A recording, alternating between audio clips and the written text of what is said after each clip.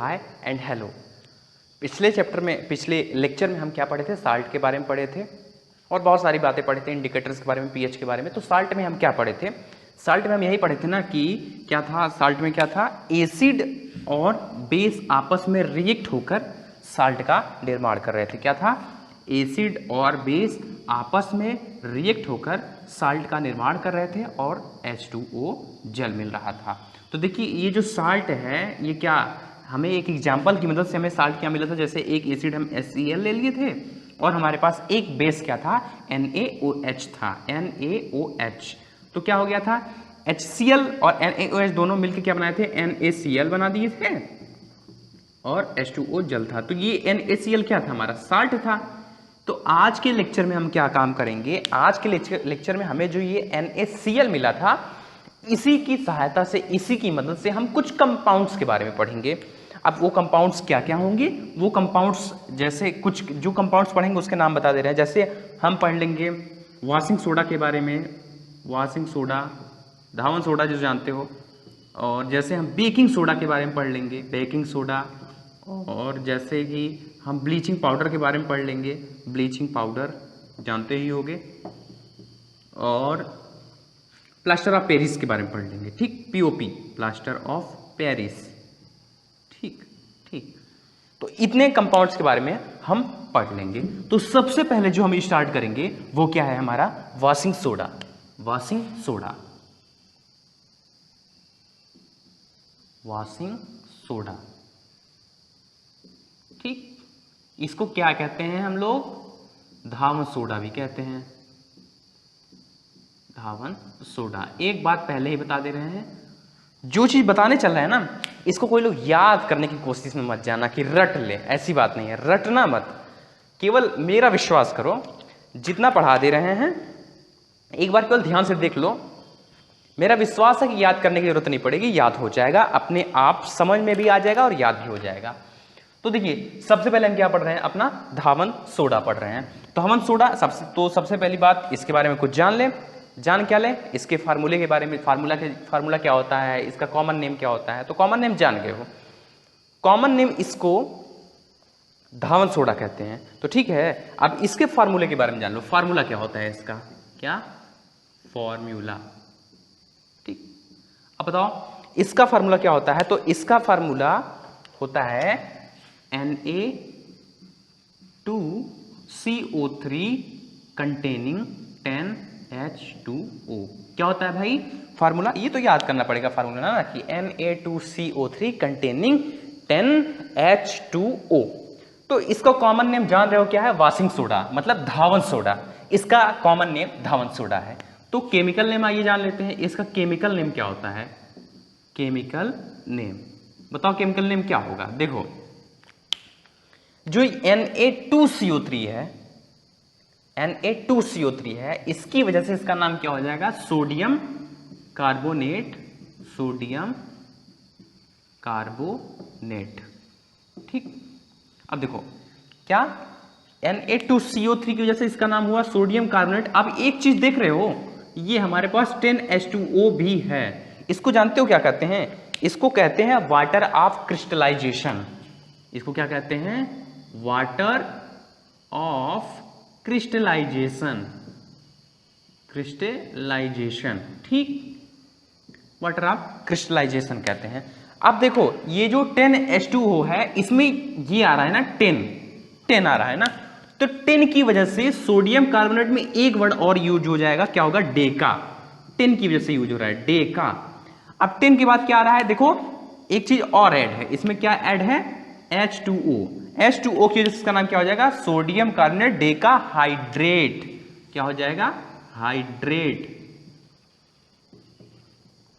तो अब बताओ इसका फुल नाम क्या हुआ, सोडियम कार्बोनेट डेका हाइड्रेट, इसका ये केमिकल नाम हुआ। तो फार्मूला हो गया Na2CO3 कंटेनिंग 10H2O और केमिकल नेम हो गया सोडियम कार्बोनेट डेका हाइड्रेट, ठीक।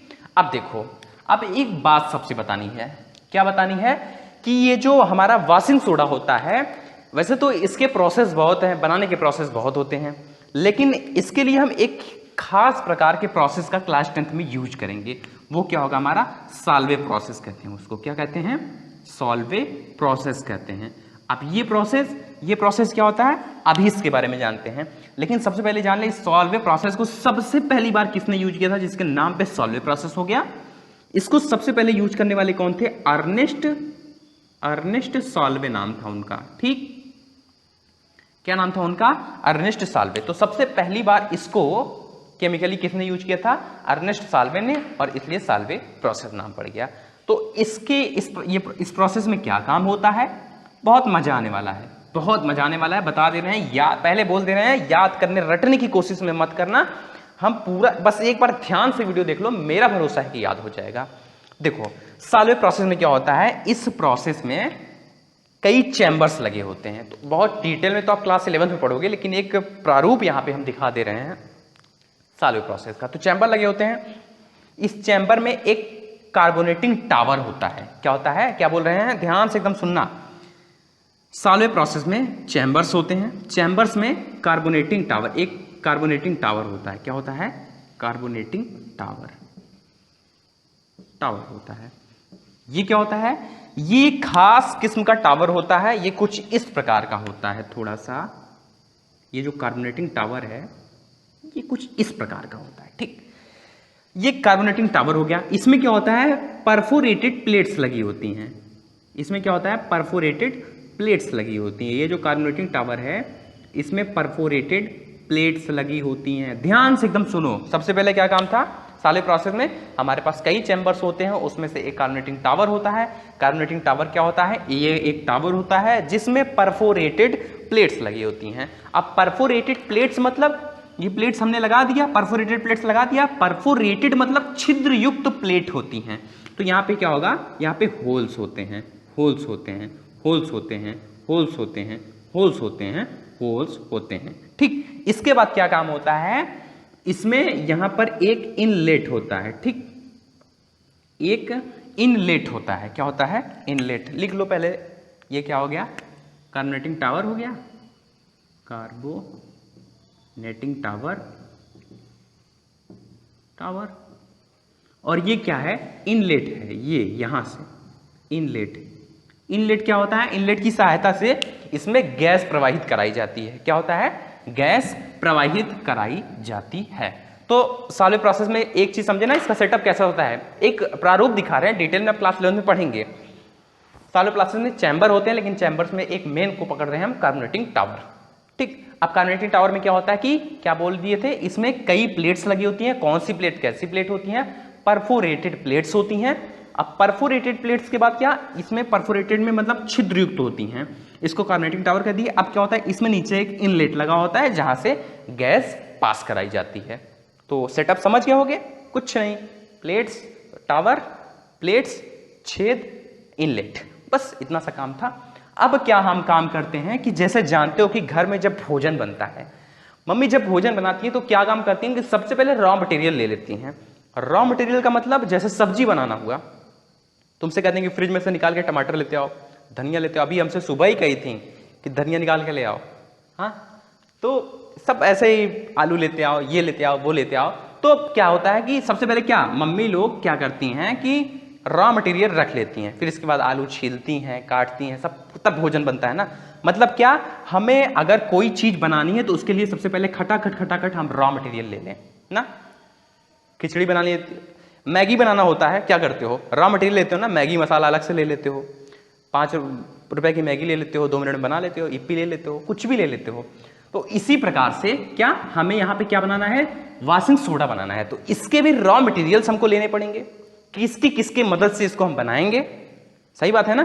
तो क्या करेंगे, हम रॉ मटेरियल लेते हैं। यहाँ पे रॉ मटेरियल मतलब रिक्वायर्ड मटेरियल्स, कौन कौन से मटेरियल की हमको आवश्यकता है। तो यहाँ पे रॉ मटेरियल हम लेते हैं, क्या, रॉ मटेरियल। अब बताओ रॉ मटेरियल में हम क्या क्या ले लेंगे। देखो रॉ मटेरियल इसमें हम क्या क्या लेते हैं, जैसे हम ले लेते हैं NH3 ले लेते हैं, ठीक, और NH3 के बाद H2O ले लेते हैं, और NaCl ले लेते हैं, और क्या ले लेते हैं, CO2 ले लेते हैं, कार्बन डाइऑक्साइड, CO2 ले लेते हैं। बोल रहे हैं एकदम ध्यान से, बस देखते चलो, याद हो जाएगा, रटना नहीं है, रटना नहीं है, इसको ध्यान रखो। रॉ मटेरियल हम क्या ले लिए, NH3 ले लिए, H2O ले लिए, NaCl ले लिए, CO2 ले लिए। तो आपके मन में ये एक प्रश्न आ रहा होगा कि आखिर हम एक सॉल्वेंट प्रोसेस यूज क्यों कर रहे हैं। तो सॉल्वेंट प्रोसेस की एक खासियत होती है कि ये जो रॉ मटेरियल हम ले लिए हैं ना, जैसे कई सारे प्रोसेस होते हैं, उसमें क्या होता है कि आप रिएक्शन इन्वॉल्व करो, रॉ मटेरियल लो, इसके बाद उससे रिएक्शन करके इनको बना दो, वॉशिंग सोडा बना दो। तो उसमें क्या होता है कि जो रिएक्शन कर रहे हो कई पदों में होगा, कई पदों में कई चीज बनती जाएगी, उसी को साइड प्रोडक्ट कहते हैं। जैसे अब ये रिएक्शन था, ऐसे कुछ बना प्लस कुछ बना ना, फिर हमारे पास यहाँ रिएक्शन था, कुछ बना प्लस कुछ बना, क्या बना, इसी को लेके यहाँ बना दिए थे। तो ये देखो, एक यहाँ साइड प्रोडक्ट बच गया, एक यहाँ साइड प्रोडक्ट बच गया। मतलब ये जो हम ले रहे हैं रॉ मटेरियल, उसमें से कुछ साइड प्रोडक्ट बचते जाते हैं। सॉलिड प्रोसेस में क्या होता है, सॉलिड प्रोसेस में होता है कि ये जो अन्य मेथड में होता है कि ये जो साइड प्रोडक्ट बच रहे हैं ये वेस्ट हो जाते हैं, बेकार हो जाते हैं, खराब हो जाते हैं। लेकिन सॉलिड प्रोसेस की खासियत ये कि ये जो रॉ मटेरियल ही है, ये जो रॉ मटेरियल है ये फिर से रीयूटिलाइज हो जाते हैं, इनको आप रीयूज कर सकते हैं। ठीक, इसी गुण के कारण हम यहाँ पे सॉलिड प्रोसेस सबसे पहले पढ़ रहे हैं। ठीक है, तो कोई पूछेगा सॉलिड प्रोसेस क्यों पढ़ते हैं, तो बोल देना कि और जो मेथड होते हैं उसके रिएक्शन इन्वॉल्व में जो साइड प्रोडक्ट जो बन रहा है इसी को साइड प्रोडक्ट कहते हैं। ये वाले साइड प्रोडक्ट हैं, ये साइड प्रोडक्ट हैं। तो कोई पूछेगा तो बताना कि ये जो साइड प्रोडक्ट बन रहे हैं, अन्य प्रोसेस में क्या होता है, अन्य प्रोसेस में साइड प्रोडक्ट वेस्ट हो जाते हैं, लेकिन सॉल्वेंट प्रोसेस में ये साइड प्रोडक्ट फिर से रीयूटिलाइज हो जाते हैं और ये रीयूज, पुनः यूज में आ जाते हैं। इसीलिए हम सॉल्वेंट प्रोसेस को प्रीफर कर रहे हैं। ठीक, तो अब कहां तक हम पहुंच गए थे, हम सेटअप जान चुके थे, रॉ मटेरियल ले चुके थे। अब रॉ मटेरियल के बाद हमको अब प्रोसेस जानना है, सॉल्वेंट को जान गया, प्रोसेस को जानना है। अब क्या करते हैं, तो देखो सबसे पहले हम क्या करते हैं, सबसे पहले हम NH3 जो है हमारे पास, क्या लिख दो, रिएक्शन इन्वॉल्व, हेडिंग डालो रिएक्शन इन्वॉल्व की, तो हेडिंग डाल दिए। वैसे जान तो रहे हो ना अब क्या करने चल रहे हैं, इसको सेटअप समझ लिए, अब सेटअप में काम कारनामे क्या हमको करने हैं उसको पढ़ना है। ठीक, तो अब देखो क्या काम कर रहे हैं, सबसे पहले हम NH3 ले लिए, क्या ले लिए, NH3, ध्यान से एकदम देखते चलना। सबसे पहले हम NH3 लिए और NH3 में जल मिक्स कर दिए। ठीक, H2O मिक्स कर दिए। अब क्या, अब देखो NH3 और H2O ये मिक्स हो गया है, इसके बाद NaCl मिक्स कर दो, NaCl, इसको हम क्या कहते हैं, अमोनिकल ब्राइन कहते हैं। क्या, किस नाम से जानते हैं, अमोनिकल ब्राइन के नाम से जानते हैं भाई, अमोनिकल ब्राइन। ठीक, सबसे पहले हम इतनी चीज ले लिए, क्या ले लिए हैं, NH3 ले लिए हैं, H2O ले लिए हैं, NaCl ले लिए हैं, और प्रोसेस ये आपके सामने, वो सॉरी सेटअप आपके सामने है। हम सबसे पहले क्या काम करते हैं, कारनामा क्या करते हैं कि ये जो अमोनिकल ब्राइन है इसको ये जो सेटअप है, कार्बोनेटिंग टावर है, कार्बोनेटिंग टावर के ऊपर से हम क्या डालते हैं, अपना अमोनिकल ब्राइन डालते हैं। तो अब ऊपर से डालते हैं, इसके अंदर फिल कराते हैं अमोनिकल ब्राइन, अमोनिकल ब्राइन मतलब अमोनिकल ब्राइन कहने का मतलब क्या क्या है, हम ऊपर से NH3 डाले, H2O डाले और NaCl को ऊपर से डाले। अब क्या काम हो रहा है, देखो हम क्या बोले थे, इनलेट, क्या इनलेट, क्यों इनलेट किस लिए यूज किया जाता है, हमने बताया था कि इनलेट मतलब यहां से हम गैस को पास कराते हैं। तो थोड़ा अपने रॉ मटेरियल में देखो, इसमें क्या कोई गैस है क्या, कहोगे हाँ, ये अभी CO2 बची है, क्या बचा है हमारा, CO2 बचा है। तो CO2 क्या होता है, इनलेट के माध्यम से हम CO2 को अंदर पास कराते हैं, यहां से CO2 को अंदर पास कराते हैं ना, CO2 को इनलेट के अंदर पास कराते हैं। अब आप एक चीज जानते हो, क्लास ठोस द्रव गैस क्लास 9 में पढ़े थे, उस गैस में एक प्रॉपर्टी गैस की पढ़े थे, ये हमेशा ऊपर की ओर उठता है। तो ऑब्वियसली CO2 यहां पर गैस है, अब चूंकि CO2 गैस है तो ये भी अपनी प्रॉपर्टी के अनुसार हमेशा हमेशा ऊपर की ओर उठेगा ना। तो अब देखो यही हो रहा है, CO2 क्या काम किया, सबसे पहले अंदर प्रवेश किया, अंदर प्रवेश करने के बाद इसको ऊपर उठना है। चूंकि यहां देख रहे हो परफोरेटेड प्लेट्स लगी हैं, तो परफोरेटेड प्लेट्स मतलब छिद्रयुक्त प्लेट्स है, तो इनके छिद्रों के माध्यम से ये क्या काम करता है कि ये जो हमारी CO2 गैस है ये ऊपर की ओर पहुंच जाती है। ठीक, और ऊपर से हम क्या डाल रहे हैं, अमोनिकल ब्राइन डाल रहे हैं। तो मिड ऑफ दिस टावर इसी टावर के बीच में अमोनियल ब्राइन और CO2 मिलते हैं और यहीं पे हमारी रिएक्शन, यहीं पे बीच में रिएक्शन कहीं होती है। तो क्या काम हुआ, अमोनियल ब्राइन हमारे पास था, ठीक, इसको मिटा दे, जान तो गया होगा इसको अमोनियल ब्राइन कहते हैं, लिख लेना कॉपी में, हम भले मिटा दिए हैं, ठीक। अब देखो ऊपर से हम क्या डाल दिए, अमोनियल ब्राइन डाल दिए, जगह कम पड़ेगा इसलिए मिटा दिए, ये तो हम भी लिखे रहते। ऊपर से हम अमोनियल ब्राइन डाल दिए और नीचे से CO2 गैस डाल रहे हैं, तो प्लस CO2 गैस भी हो गई ना। ये जब आपस में रिएक्ट होते हैं, क्या कहा गया, ये जब आपस में रिएक्ट होते हैं NH3 H2O NaCl CO2, ये आपस में रिएक्ट होकर क्या बना देते हैं, NH4Cl बना देते हैं और NaHCO3 बना देते हैं। क्या बना रहे हैं, NaHCO3 प्लस NH4Cl बना देते हैं। फिर से क्या कर रहे हैं हम, अमोनियल ब्राइन ऊपर से डाले थे, CO2 गैस नीचे से पास कराए थे, अमोनियल ब्राइन हुआ और CO2 गैस, ये दो आपस में मिलकर क्या बना दिए, NaHCO3 बना दिए और NH4Cl, जहां NaCO3 को किस नाम से जानते हैं, सोडियम। ये जो NaCO3 है, इसको सोडियम बाइकार्बोनेट के नाम से जानते हैं। क्या, सोडियम बाइकार्बोनेट, ठीक। और ये जो NH4Cl है, इसको किस नाम से जानते हैं, अमोनियम क्लोराइड के नाम से जानते हैं, अमोनियम क्लोराइड के नाम से जानते हैं, ठीक। अब देखो क्या काम हो गया, हम अमोनियल ब्राइन और CO2 की मदद से NaCO3 और NH4Cl प्राप्त कर लिए। अब क्या होता है, अब देखो चूंकि ये जो हमारा टावर है ना, इसका अपना एक स्पेसिफिक हीट होता है। क्या होता है, ये जो टावर है इसका अपने खुद का स्वयं का एक स्पेसिफिक हीट होता है, मतलब अंदर एक तापमान, वातावरण होता है ना, उसका तापमान यहां पर रहता है। तो तापमान या हीट होने के कारण ये जो हमें NaHCO3 मिला है, NaHCO3, ये क्या काम करता है, देखो क्या मिला, अब NaHCO3 मिला ना, NaHCO3 मिला है, क्या काम करेंगे अब, NaHCO3 हम बोले कि इस टावर का अपना एक स्पेसिफिक हीट होता है, मतलब ये गर्म होता है, मतलब NaHCO3 जो मिला ये भी हीट होगा, गर्म होगा, और गर्म होने के कारण ही NaHCO3 टूट जाता है। हम बोले थे ना, इलेक्ट्रोलिसिस और प्रकाशिक और थर्मोडायनेमिकल 3 प्रोसेस थे ना डीकम्पोजिशन के, टूट रहे थे ना। तो यहाँ पे किसकी मदद से, हीट की मदद से, हीट की मदद से थर्मोडायनेमिकल वाला प्रोसेस यहाँ हो रहा है। तो ये किसमें टूट जाता है, NaHCO3, ये टूट जाता है Na2CO3 में, Na2CO3 में, प्लस और क्या क्या बन जाता है हमारा यहां पे,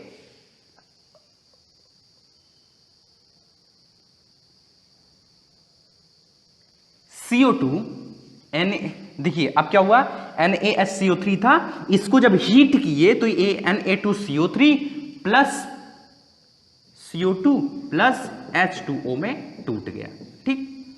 Na2CO3 plus CO2 plus H2O में टूट गया। अब क्या, अब देखो ये जो Na2CO3, अभी खुश मत हो जाओ, अभी बन नहीं गया हमारा वाशिंग सोडा। Na2CO3 जो था, Na2CO3, इसमें देखो अभी कुछ अंतर है। क्या, यहाँ पे 10H2O लगा था ना, लेकिन यहाँ H2O अभी नहीं है, मतलब वाटरलेस है ये, अभी इसमें वाटर नहीं है। तो जो वाटरलेस होता है उसको क्या कहते हैं, एनहाइड्रेट सोडियम कार्बोनेट कहते हैं, एनहाइड्रेट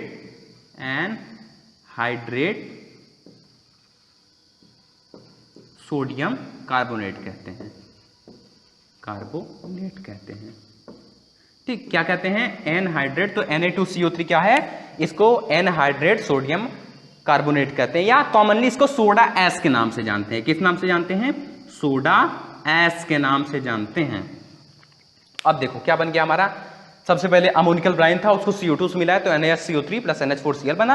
अब यही NaCO3 ले लिए, चूंकि टावर का अपना एक स्पेसिफिक हीट था जिसके कारण ये टूट गया, किसमें, Na2CO3 plus CO2 plus H2O में टूट गया। अब क्या, अब एकदम लास्ट स्टेप यही आएगा। क्या होता है कि हमें मिल गया Na2CO3 मिल गया। अब हम क्या करते हैं, लास्ट प्रोसेस में इसको हम 10H2O वाटर के 10 मॉलिक्यूल से रिएक्शन करा देते हैं। तो अब हमारा एट लास्ट फाइनली क्या मिलता है, Na2CO3 कंटेनिंग 10H2O मिल जाता है, 10H2O। यही हमारे फिल्म का हीरो है, यही, इसी को किस नाम से जानते हैं हम, वॉशिंग सोडा के नाम से जानते हैं, या सोडियम कार्बोनेट डेकाहाइड्रेट के नाम से जानते हैं। तो ये था हमारा पूरा प्रोसेस किसका, वॉशिंग सोडा बनाने का। तो एक बात लोग पूछ रहे होंगे, सोच रहे होंगे कि ये तो बोल दिए कि सॉल्व प्रोसेस मतलब क्या होता है, कि इसमें कुछ भी साइड प्रोडक्ट नहीं बचता है। लेकिन आप ध्यान से देख पा रहे होंगे ये NH4Cl है ना, देखो NaHCO3 तो यूज हो गया था, लेकिन यहां पे NaH4Cl बच गया, और यहां पे क्या बच गया, और तो यूज हो गए हैं ना, Na2CO3 plus CO2 plus H2O, ये सब तो यूज हो गए हैं। क्या Na2CO3 यहाँ पे यूज हो गया ना, और CO2 H2O तो यूज हो ही जाएंगे। तो बोल रहे हो कि साइड प्रोडक्ट नहीं बचता है, लेकिन यहाँ साइड प्रोडक्ट बच रहा है, तो फिर क्या होगा, इसका भी हम कहानी बताते हैं। देखो क्या होता है, ऊपर वाला पहले मिटा दें, हम ऊपर वाला मिटा देते हैं, समझ तो क्या होगा ना, उतार लिए होगे। अब इसको हम मिटा देते हैं, देखो क्या होता है।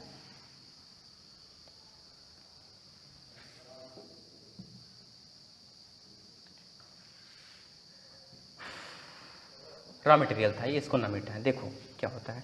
देखो साइड प्रोडक्ट क्या क्या बच जा रहा है, यहीं से जान लेते हैं। साइड प्रोडक्ट बच रहा है कुछ ना, साइड प्रोडक्ट ये जो अब बता रहे हैं, ये बोर्ड एग्जाम में नहीं पूछता है, ठीक, ये आपकी जानकारी के लिए बता दे रहे हैं, तो घबराइएगा मत कि बहुत लंबा हो रहा है, ठीक, ये आपकी जानकारी के लिए बता रहे हैं। साइड प्रोडक्ट क्या क्या बचा है, NH4Cl बचा है, NH4Cl, यहाँ पे साइड प्रोडक्ट बचा है, यहाँ CO2 और H2O, CO2 बचा और H2O बचा। तो अगर आप ध्यान से देख पा रहे होंगे, अगर आप ध्यान से देख पा रहे होंगे, तो ये जो CO2 है और H2O है, CO2 है और H2O है, ये स्वयं में ही रॉ मटेरियल है, तो ये तो यूज हो जाएगा।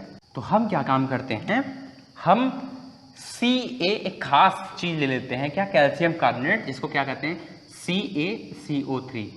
इसका देखो ये मत कहना कि CaCO3 क्यों ले रहे हैं, हम बोले थे ना साइड प्रोडक्ट जो बचा है उसको किसी न किसी तरीके से हमारे रॉ मटेरियल के रूप में चेंज कर देना है। तो वही प्रोसेस बता रहे हैं कि क्या प्रोसेस है, जो हमारा साइड प्रोडक्ट बचा इसको अपने रॉ मटेरियल के रूप में चेंज कर लो। देखो CaCO3 था, चूंकि हीट पहले से था, चैम्बर में डाले तो हीट हुआ, हीट होने के बाद किस में टूट जाता है, CaO में टूट गया और CO2 में टूट गया, ठीक। Ca एक O CO के साथ हो गया, तो Ca के साथ एक O3 है ना, एक O Ca के साथ हो गया, Ca हो गया और CO2 बचा, ठीक, CO2 हो गया। अब क्या काम करते हैं, ये जो कैल्शियम ऑक्साइड है CaO है, इसको लेते हैं, और देखो हमारे पास रॉ मटेरियल में H2O है और बचा भी H2O यहाँ बचा भी था, तो क्या होता है, CaO फिर से H2O से रिएक्ट हो जाता है, ठीक। रिएक्ट होने के बाद ये क्या होता है, CaO और H2O रिएक्ट होके CaOH ट्वाइस कैल्शियम हाइड्रोक्साइड बना लेते हैं। अब यहीं से हमारा NH4Cl गायब हो जाएगा, जो रॉ मटेरियल बचा था NH4Cl। देखो इसको कैसे हम रीयूज करते हैं, जादू है ये। अब ये COH ट्वाइस जो था, ये हमारे ये जो साइड प्रोडक्ट हमारा बचा NH4Cl, इससे रिएक्ट कर लेता है, तो क्या हो जाएगा, CaOH ट्वाइस किससे रिएक्ट करेगा, प्लस NH4Cl से, यही तो बचा था ना। बाकी CO2 H2O भले बचा है, लेकिन वो अपने आप में रॉ मटेरियल है, वो तो यूज हो ही जाएंगे रिएक्शन इन्वॉल्वमेंट में। तो क्या COH ट्वाइस प्लस NH4Cl था, इसको अब ये दोनों ऐड हो गए। ये दोनों ऐड होने के बाद क्या क्या बना देते हैं पता है, यही दोनों ऐड होने के बाद सबसे पहले हमारा क्या बना देंगे, CaOH ट्वाइस है, तो ये हमारा बना देता है CaCl2 बना देता है, और हमारा क्या बना देगा, NH3 और H2O बना देता है, ठीक। अब देखो NH4Cl किस में कन्वर्ट हो गया, NH3 में कन्वर्ट हो गया, H2O मिल गया हमारा। इस पे मत ध्यान दो, हम क्या बोले थे, रॉ मटेरियल जो हमारा होता है वो नहीं बचता है, रॉ मटेरियल हमेशा रीयूज हो जाता है। तो देखो रॉ मटेरियल एक बच रहा था NH4Cl, लेकिन हम उसको NH3 और H2O में कन्वर्ट करके फिर से रीयूज कर पा रहे हैं ना। तो इसीलिए हम सॉल्व प्रोसेस का यूज करते हैं। सॉल्व प्रोसेस मतलब कोई भी साइड प्रोडक्ट खाली नहीं बचेगा, वेस्ट नहीं जाएगा, वो फिर से रीयूज होगा। तो ये सारी हमारी बातें थी किसके बारे में, रिएक्शन, किसकी रिएक्शन, कि वॉशिंग सोडा कैसे बनाते हैं। तो आइए इसकी कुछ प्रॉपर्टीज जान लेते हैं। सब मिटा दें आप, मिटा देते हैं। तो अब इसकी प्रॉपर्टी, फिजिकल प्रॉपर्टी जानेंगे, केमिकल प्रॉपर्टी जानेंगे। तो आइए सबसे पहले इसकी फिजिकल प्रॉपर्टी जानते हैं।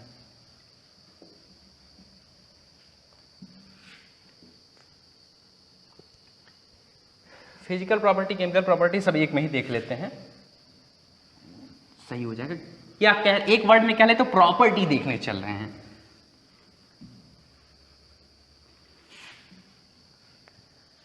अब इसकी हम प्रॉपर्टी देख लेते हैं। तो प्रॉपर्टी क्या हो जाएगा, देखो प्रॉपर्टी लगाओ हेडिंग, प्रॉपर्टी मतलब गुण। ठीक, तो सबसे पहले प्रॉपर्टी, सबसे पहले फर्स्ट प्रॉपर्टी देखते हैं। तो फर्स्ट प्रॉपर्टी, आप वॉशिंग सोडा देखे ही होंगे घरों में, जब कपड़ा वपड़ा साफ करते हो तो किस कलर का होता है, व्हाइट कलर का होता है। तो लिख दो आराम से, यह एक व्हाइट क्रिस्टलाइन सॉलिड होता है, यह एक व्हाइट क्रिस्टलाइन सॉलिड होता है।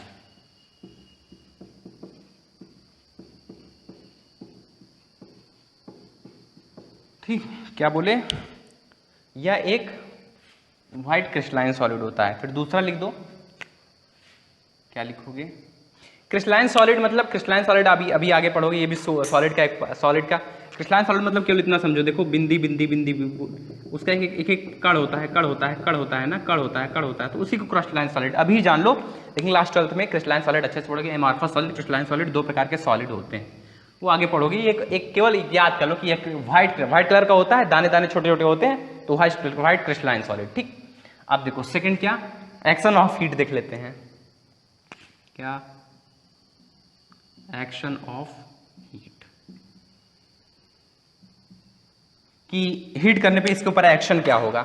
तो किसके ऊपर भाई, वॉशिंग सोडा। वॉशिंग सोडा का फार्मूला क्या होता है, Na2CO3 कंटेनिंग 10H2O। तो जब इसको हीट करते हैं, गर्म करते हैं, तो क्या होता है, ये जो वाटर है ये इवेपोराइज हो जाएगा। तो क्या बच जाएगा, Na2CO3 प्लस 10H2O, मतलब गर्म करने पर यह सोडा ऐश का निर्माण करता है। क्या, सोडा ऐश का निर्माण करता है। इसके बाद एक्शन ऑफ एयर भी देख लेते हैं। थर्ड हमारा देख लो, एक्शन ऑफ एयर। क्या है, action of air.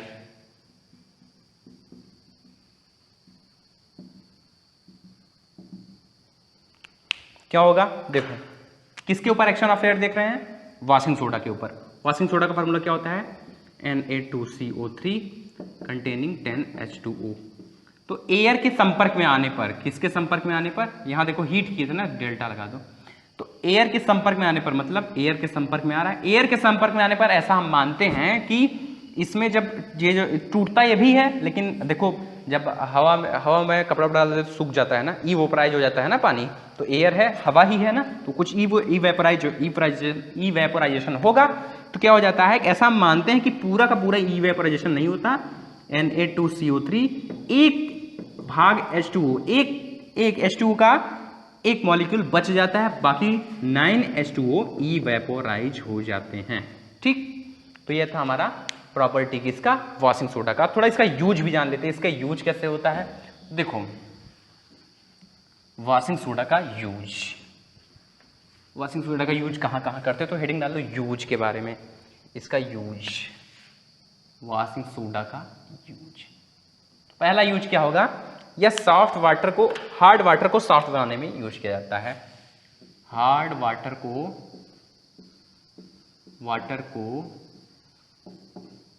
Soft water बनाने के लिए यूज किया जाता है। सॉफ्ट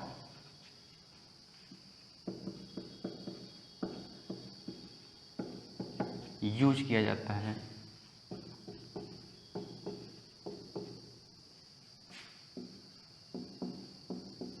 ठीक, दूसरा, यह डिटर्जेंट के रूप में इस्तेमाल किया जाता है।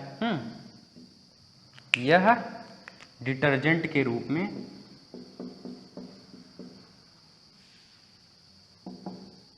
में उपयोग किया जाता है।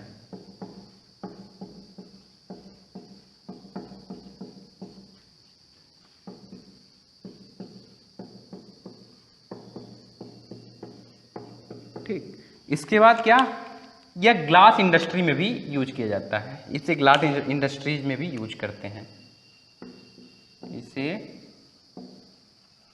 इंडस्ट्रीज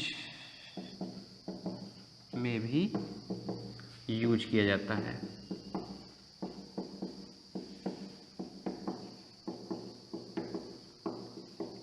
तो ये क्या था हमारा ऑल अबाउट वॉशिंग सोडा। चलिए तो हम सेकंड क्या पढ़ते हैं, बेकिंग सोडा। क्या पढ़ते हैं, बेकिंग सोडा। बेकिंग सोडा मतलब खाने वाला सोडा भाई।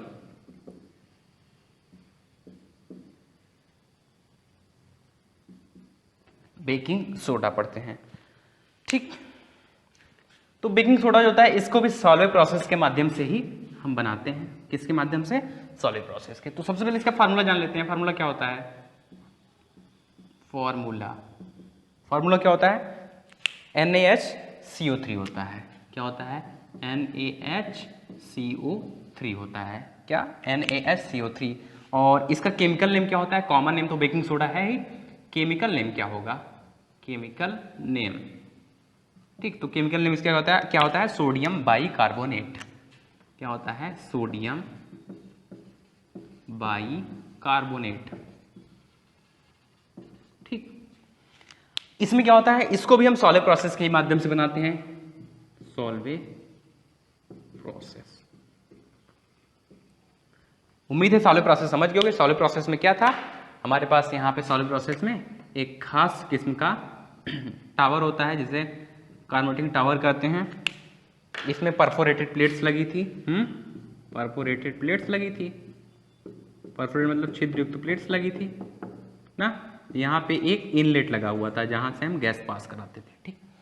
तो उसमें क्या काम किया था, सबसे पहले हम रॉ मटेरियल ले लिए थे। सिमिलरली यहाँ भी रॉ मटेरियल ले लेना है, रॉ मटेरियल एकदम सेम वही है, एकदम वही समझ लो, बल्कि और छोटा है।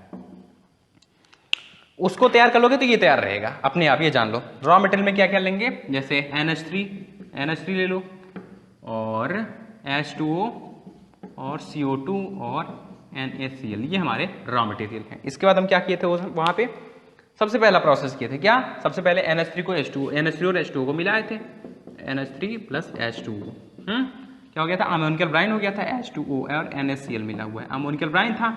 इसके बाद क्या काम किए थे, इसी अमोनियल ब्राइन को क्या इस टावर में ऊपर से डाले थे, अमोनियल ब्राइन, ठीक। अब इस टावर के ऊपर से डाले थे, इसके बाद नीचे से क्या, ये इनलेट से क्या, CO2 गैस इसके अंदर प्रोड्यूस कराए थे। तो प्लस CO2, क्या CO2 गैस की प्रॉपर्टी रहता है हमेशा ऊपर की ओर जाता है, तो ऊपर की ओर गया नहीं, ऊपर से ये आया, बीच में कहीं पे रिएक्शन हुई, ठीक। यहाँ पे CO2 गैस। अब रिएक्शन होने के बाद क्या बना था, हमारा बन गया था NaHCO3 बना और प्लस NH4Cl बन गया। तो देखो यही जो NaHCO3 बन रहा है, इसी को हम किस नाम से जानते हैं, अपने सोडियम बाइकार्बोनेट के नाम से जानते हैं, ठीक। सोडियम बाइकार्बोनेट मतलब बेकिंग सोडा के माध्यम से ही हम वॉशिंग सोडा बनाते हैं ना। देखो ये सेम प्रोसेस वहां पे इंक्लूडेड था, बस प्रोसेस को हम बढ़ा दिए थे, तो वहां क्या बन गया था, हमारा वॉशिंग सोडा बन गया था। तो ये है हमारी विधि क्या, बेकिंग सोडा बनाने की। तो आइए इसकी प्रॉपर्टी देख लेते हैं। क्या प्रॉपर्टी किसकी, बेकिंग सोडा की। तो बेकिंग सोडा की प्रॉपर्टी क्या होगी, बेकिंग सोडा, ठीक। हेडिंग डालो property of baking soda. Property बहुत आसान सी प्रॉपर्टी है। जैसे इसकी प्रॉपर्टी क्या हो सकती है, देखने में भी देखो, खाते समय या इडली कुछ भी बनाते समय देखो मम्मी लोग क्या डालती हैं, एक सफ़ेद चीज़ डालती है ना, वो बेकिंग सोडा है, खाने वाला सोडा है, ठीक। तो क्या होगा, किस कलर का होता है, सफ़ेद कलर का होता है ना।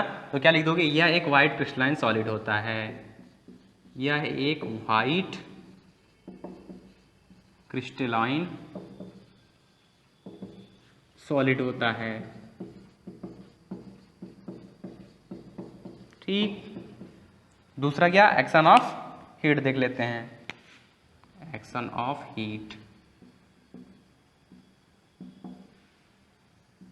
ठीक। एक्शन ऑफ हीट में क्या होगा, देखो किस पे एक्शन ऑफ हीट देख रहे हैं, बेकिंग सोडा पे। बेकिंग सोडा का फार्मूला क्या होता है, NaHCO3, क्या हीट करने पे क्या होगा, हीट करने पे ये Na2CO3 plus CO2 plus H2O में टूट जाता है, और ये जो Na2CO3 इसको क्या कहते हैं, सोडा ऐश, या हिंदी में सोडा क्षार कहते हैं भाई, सोडा क्षार। ठीक, तो ये था हमारा प्रॉपर्टी। अब इसके कुछ यूज देख लेते हैं। यूज जैसे यूज में क्या जानेंगे हम,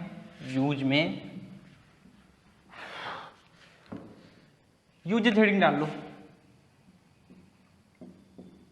देखो यूज में पहला यूज क्या, पहला यूज क्या होगा, सबसे बढ़िया बेकिंग केक्स बनाने में इसका इस्तेमाल किया जाता है। तो बेकिंग केक्स बनाने में, बहुत केक खाते हो तुम लोग, 5 सितंबर में खूब काटते हो। पिछले 3 साल से हम नहीं हैं 5 सितंबर पे, तुम लोग टीचर्स डे पे खूब केक कटवाते हो। चलो सेकंड जान लेते हैं। सेकंड एंटा एसिड के रूप में यूज होता है। किसके रूप में, एंटा एसिड यानी प्रति अम्ल के रूप में, ठीक। अब देखो कुछ लोग कंफ्यूज होंगे एंटा एसिड मतलब क्या, घबराओ मत, हम बताते हैं एंटा एसिड मतलब। बायोलॉजी में प्रवेश करते हैं थोड़ा सा ना। देखो सबसे पहली बात, आमाशय के बारे में नाम सुने हो ना। मान लो ये हमारा आमाशय है, ठीक ना, क्या है, स्टोमैच। होता क्या है, ये जो आमाशय होता है इसमें बहुत सारी ग्लैंड्स होती हैं। क्या होती हैं, ग्लैंड्स, ग्रंथियां होती हैं, ठीक। ये ग्लैंड्स क्या काम करती हैं, ये गैस्ट्रिक जूस सिक्रीट करती हैं। क्या, गैस्ट्रिक जूस सेक्रेट करती हैं। भाई इधर लिख दे रहे हैं, क्या, गैस्ट्रिक जूस सेक्रेट करती हैं। उस गैस्ट्रिक जूस में मान लो क्या, सही में जैसे म्यूकस हो गया, ठीक, और आपका HCl हो गया, हाइड्रोक्लोरिक एसिड, और जैसे पेप्सिन हो गया, ठीक, रेनिन हो गया। कभी कभी मन करता है बायोलॉजी पढ़ा दिया खरे। हाँ, म्यूकस, HCl, पेप्सिन, रेनिन हो गया। तो हमारी जो गैस्ट्रिक यहाँ पे ग्लैंड्स होती हैं ये यही स्त्रावित करती हैं, ठीक है। होता क्या है, देखो यहाँ पे 2 चीज से समझते हैं एंटा एसिड क्या है। पेप्सिन जो होता है, पेप्सिन क्या, एक गैस्ट्रिक जूस है। पेप्सिन क्या करता है कि प्रोटीन की, it help in the digestion of protein, ये प्रोटीन की डाइजेशन में हेल्प करता है। किसकी मदद से, HCl की मदद से। HCl की मदद से पेप्सिन जो है ये प्रोटीन की डाइजेशन में हेल्प करता है। तो देखो इसका मतलब क्या, यहां पे जो गैस्ट्रिक जूस सिक्रीट हो रहे हैं, तो बता दिए HCl पेप्सिन को हेल्प करता है किसके डाइजेशन में, प्रोटीन की डाइजेशन में। तो कभी कभी क्या होता है, ये जो HCl सिक्रीट हो रहा है, ये जो HCl ये आवश्यकता से अधिक सिक्रीट हो जाता है। क्या, आवश्यकता से अधिक सिक्रीट हो जाता है, जिसके कारण, जानते हो आवश्यकता से अधिक कुछ भी खराब काम कर देता है। तो आवश्यकता से अधिक जब सिक्रीट हो जाता है, जिसके कारण अल्सर हो जाता है, और हमारे पेट में एसिडिटी की चांसेस बढ़ क्या जाते हैं, एसिडिटी हो ही जाती है, ठीक, एसिडिटी हो जाती है।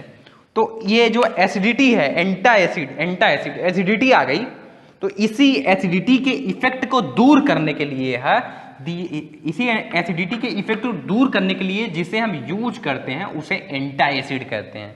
और ये क्या, एंटा एसिड के रूप में क्या इस्तेमाल किया जा रहा है, हमारा बेकिंग सोडा इस्तेमाल किया जा रहा है ना। अब कुछ लोग सोच रहे होंगे बेकिंग सोडा क्या काम करता है, कैसे एंटा एसिड के रूप में यूज होता है, समझा रहे हैं, वो भी समझा देते हैं। तुम लोग भी क्या याद रखोगे, हम बायोलॉजी भी पढ़ा दिए तुम लोग को थोड़ा सा ना। देखो एंटा एसिड के रूप में कैसे, आप जानते हो हम क्या काम कहते हैं, हमारा स्टोमैच था, इसमें ग्लैंड्स थी, इसमें से गैस्ट्रिक जूस सिक्रीट हो रही थी। गैस्ट्रिक जूस में कभी कभी आवश्यकता से अधिक HCl सिक्रीट हो जाता था, तो जिससे एसिडिटी की संभावना बढ़ गई या एसिडिटी हो गई। तो HCl क्या है, देखो अब यहीं पे एकदम इस्तेमाल दिखाते हैं हम उसका न्यूट्रलाइजेशन रिएक्शन का। HCl क्या है, एसिड है ना, HCl हमारा एसिड है। होता क्या है कि देखो ये जो बेकिंग सोडा होता है हमारा, ये बेस क्षारक होता है, बेसेस होते हैं ये, इनकी नेचर बेसिक होती है। तो और ये क्या है, HCl क्या है, एसिड है, एसिड है ना, HCl हमारा एसिड है। और खाने में हम क्या मिला दिए, एंटा एसिड के रूप में बेकिंग सोडा मिला दिया। और बेकिंग सोडा का नेचर क्या होता है, बेसिक होता है, बेस हुआ ना ये। और हम बताए थे क्या, जब एसिड और बेस आपस में मिलते हैं तो न्यूट्रलाइजेशन रिएक्शन हो जाती है और न्यूट्रल सब्सटेंस बना देते हैं, न्यूट्रल और H2O रिलीज होता है।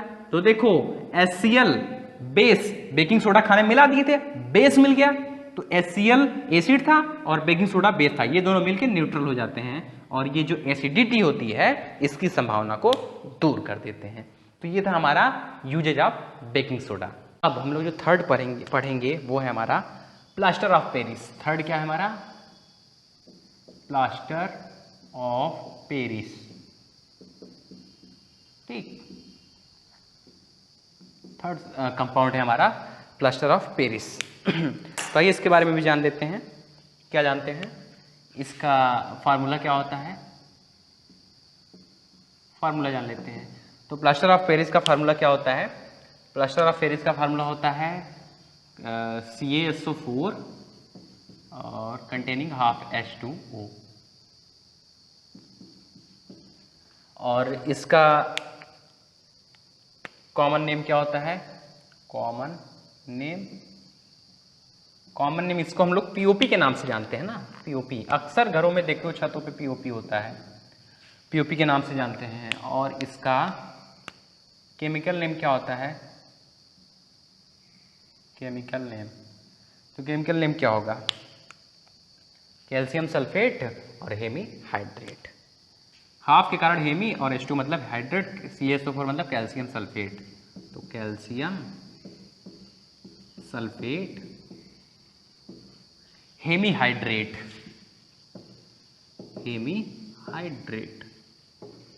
ठीक। ये हो गया इसका स्मॉल इंट्रोडक्शन। अब क्या देखेंगे हम, प्रिपरेशन इसकी देखते हैं कि कैसे निर्माण होता है इसका। तो प्रिपरेशन देखते हैं। तो ये जो प्लास्टर ऑफ पेरिस होता है ये हार्ड सब्सटेंस से बनता है जिसको हम जिप्सम के नाम से जानते हैं। किसके नाम से जानते हैं, जिप्सम। जिप्सम जिसका सूत्र क्या होता है, CaSO4 कंटेनिंग 2H2O, ठीक। ये क्या होता है, जिप्सम, इसको क्या कहते हैं, जिप्सम, ठीक। जिप्सम से इसका निर्माण होता है। क्या होता है, जिप्सम को जब हम 100 डिग्री सेल्सियस पर गर्म करते हैं, जिप्सम को जब हम 100 डिग्री सेल्सियस पर गर्म करते हैं तो POP का निर्माण होता है। कैसे, CaSO4 कंटेनिंग 2H2O था, तो जब 100 डिग्री सेल्सियस पे इसको गर्म करेंगे तो क्या बन जाता है, CaSO4 कंटेनिंग हाफ H2O हो जाता है और 1.5 H2O इवेपोराइज्ड हो जाता है। 1/2 H2O, ठीक। और सबसे प्रिकॉशन, सबसे ज़्यादा ध्यान देने वाली बात यह है टेम्परेचर इसका, जो 100 डिग्री सेल्सियस कर रहे हैं। अगर आप ज़्यादा या कम किए, ज़्यादा अगर कर दिए, कुछ भी अगर इधर उधर हुआ तो जानते हो, जैसे मान लो हम कुछ टेम्परेचर ज़्यादा कर दिए, प्रिकॉशंस में लिख लेना, प्रिकॉशंस मतलब ध्यान देने योग्य बातें। प्रिकॉशन क्या कि इसके टेम्परेचर को बढ़ाना नहीं है, 100 डिग्री सेल्सियस ही करना है। मान लो जब इसको हम ज़्यादा कर देते हैं, मान लो CaSO4 कंटेनिंग 2H2O था हमारा, कुछ ज़्यादा हीट कर दिए, ठीक, कुछ ज़्यादा मतलब इससे ज़्यादा कुछ भी कर दो, तो जानते हो क्या होगा, यही जो 2H2O है ना पूरा का पूरा इवेपोराइज हो जाएगा। क्या हो जाएगा, CaSO4 + 2H2O। बहुत सावधानी से ये वाली रिएक्शन होती है, बहुत सावधानी पूर्वक। और CaSO4 क्या है, इसको डेड बर्न प्लास्टर कहते हैं, डेड बर्न प्लास्टर, जिसका कोई काम नहीं। तो हमारा रिएक्शन व्यर्थ हो जाएगा, हमारी पूरी मेहनत बेकार हो जाएगी। तो इसलिए क्या काम करते हैं, जब इसकी प्रिपरेशन करते रहते हैं तो बड़ी सावधानी पूर्वक इस रिएक्शन को क्या करते हैं, नहीं तो पता लगा इस POP की जगह डेड बर्न प्लास्टर बन जाए, तो इसको क्या कहते हैं, POP, प्लास्टर ऑफ पेरिस कहते हैं, ठीक। तो हो गया प्लास्टर ऑफ पेरिस का स्मॉल इंट्रोडक्शन, प्रिपरेशन। इसकी प्रॉपर्टी जान लेते हैं। प्रॉपर्टी, घरों में जब छतों का वो होता है, बढ़िया दिखने के लिए लगवाते हैं ना, तो देखे होगे कि बोरी में जब भर के आता है या किसी में आता है, कुछ में भी आता है, तो किस तरह होता है, सफ़ेद कलर का पाउडर होता है ना। तो क्या होगा, तो इसका प्रॉपर्टी लिख लो। प्रॉपर्टी में क्या होगा, देखो जितने भी कंपाउंड पड़ रहे हैं सब क्या है, सब व्हाइट क्रिस्टलाइन सॉलिड हैं, और ये भी व्हाइट क्रिस्टलाइन सॉलिड है, तो ये तो कॉमन सब में रहेगा। यह एक व्हाइट क्रिस्टलाइन सॉलिड होता है,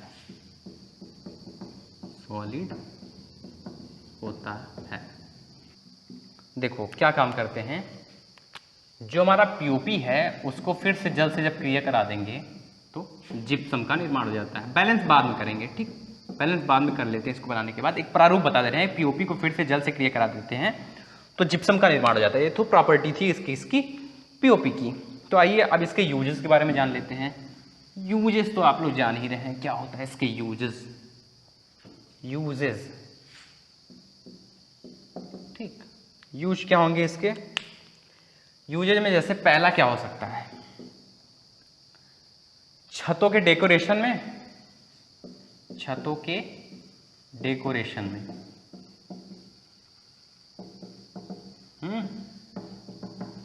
और दूसरा क्या हो सकता है, एक तो छतों के डेकोरेशन में हो गया, छतों के डेकोरेशन में, ध्यान देना भाई हिंदी, छतों के डेकोरेशन में, और एक मूर्तियां बनाने में भी इसका प्रयोग होता है, तो मूर्तियां बनाने में, ठीक। ये क्या था हमारा, all about plaster of Paris. तो ये चौथा भी पढ़ लेते हैं। चौथा क्या है हमारा, ब्लीचिंग पाउडर के बारे में पढ़ लेते हैं। क्या, ब्लीचिंग पाउडर के बारे में, ठीक। चौथा है हमारा ब्लीचिंग पाउडर, ठीक। तो इसका फार्मूला क्या होता है, फॉर्मूला क्या होता है भाई, इसका फार्मूला होता है CaOCl2, CaOCl2 होता है। और कॉमन नेम क्या होता है, कॉमन नेम कैल्शियम ऑक्सीक्लोराइड होता है। इसका कॉमन नेम क्या होता है, कैल्शियम ऑक्सीक्लोराइड होता है, ठीक। चलिए अब ब्लीचिंग पाउडर की प्रिपरेशन कैसे होगी, प्रिपरेशन देख लेते हैं। क्या प्रिपरेशन, अब खुद से सोचिए ब्लीचिंग पाउडर की प्रिपरेशन किस प्रकार से होगी।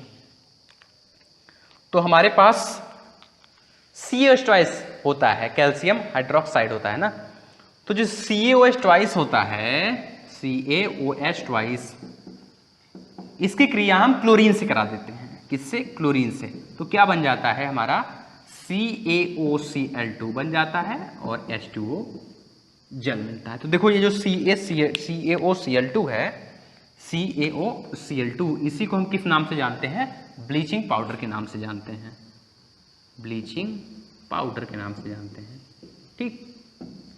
तो ये था हमारा प्रिपरेशन किसका, ब्लीचिंग पाउडर का। ये ब्लीचिंग पाउडर के कुछ प्रॉपर्टी देख लेते हैं। प्रॉपर्टी क्या होगी, मिटा दे इसको ना, मिटा दे रहे हैं। ब्लीचिंग पाउडर की प्रॉपर्टी जान लेते हैं, प्रॉपर्टी, ठीक। प्रॉपर्टी में सबसे पहला क्या, सब में एक चीज कॉमन आ रही, क्या, यह एक व्हाइट क्रिस्टलाइन सॉलिड होता है। तो यह एक व्हाइट क्रिस्टलाइन सॉलिड होता है, ठीक। और सेकंड हमारा क्या होगा, सेकंड एक्शन विद CO2 जान लेते हैं, एक्शन विथ CO2। तो एक्शन विथ CO2 में क्या आएगा, किसका एक्शन देख रहे हैं, ब्लीचिंग पाउडर का ना। तो ब्लीचिंग पाउडर का फॉर्मूला क्या होता है, CaOCl2 plus CO2।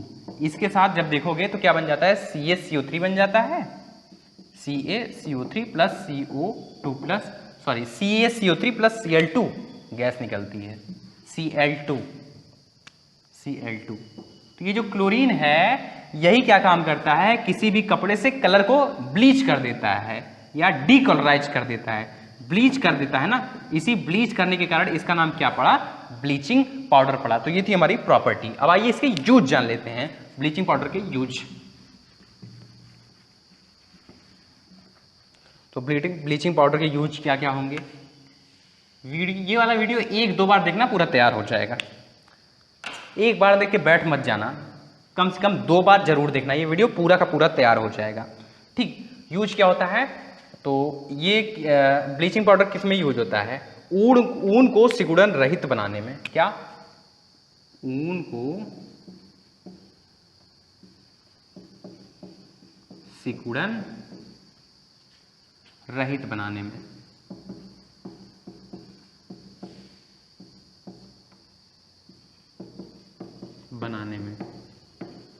Water tanks में देखते हो कभी कभी पानी में डाल देते हैं ना ब्लीचिंग पाउडर, तो वाटर टैंक्स को क्लीन करने में, वाटर टैंक्स को क्लीन करने में ब्लीचिंग पाउडर का यूज होता है, क्लीन करने में।